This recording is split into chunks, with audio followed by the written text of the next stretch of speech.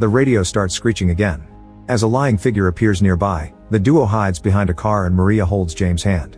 The creature spouts a bit of acid on the ground before walking away. Once it's gone, the duo comes out and James sees a building that triggers another memory. One day while he was wandering through the city, he saw Mary being dragged away by her creepy friends. He followed them into an alley, where he found a fence covered by posters. He ripped the paper off and pushed the fence to pass, only to find another fence at the opposite end.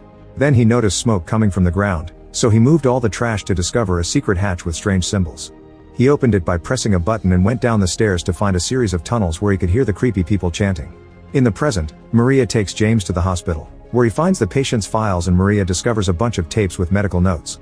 The doctor's voice describes some symptoms and blames them on exposure to an unidentified substance. The recording finishes with him asking Mary for her name. Maria tells James that there used to be rumors of a cult that worshipped Mary's father even after his death. In the next tape, the doctor mentions a potion that Mary drank for years and she admitted that it made her feel whole. All this makes James remember what he saw in the tunnels. The crowd was wearing black robes and making a masked Mary drink something from a small bottle. Then they lowered her body to the ground and started to drink her fluids. Someone recorded everything with a video camera so the rituals were on the tapes they saw earlier. James is snapped out of his memories by another headache as the siren wails through town again. When his hand touches the floor, the darkness begins spreading through the room, making everything look rotten. Maria drags James out of the room, but they can't advance because they find half of the building destroyed and on fire. After taking a metal bar from a wheelchair, Maria and James take the opposite corridor, trying to find another exit. They run past many rooms with monsters and eventually enter one filled with bubblehead nurses. They're all holding tools and at first appear to be frozen. Suddenly a nurse starts banging on a stretcher, causing the others to wake up. The nurses start chasing after Maria and James, who go through the nearest door and run as fast as possible.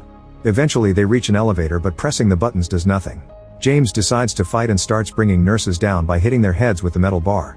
A nurse still manages to sneak into the elevator and stab Maria before James throws her out. Then he presses the buttons again and the elevator finally closes its doors, breaking some nurses' arms.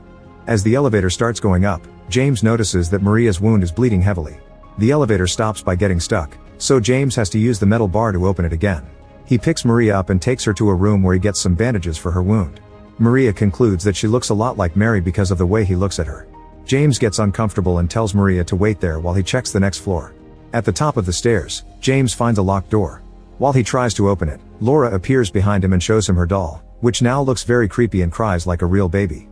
Laura yells at James for abandoning Mary, triggering a memory of James leaving Mary alone in their apartment. Then Laura says he must find Mary before it's too late and runs away. James keeps following the girl until she hides in room 318. When James enters the same room, Laura immediately goes out and locks the door. He yells at her and pounds on the door before he hears a strange noise. Suddenly a bed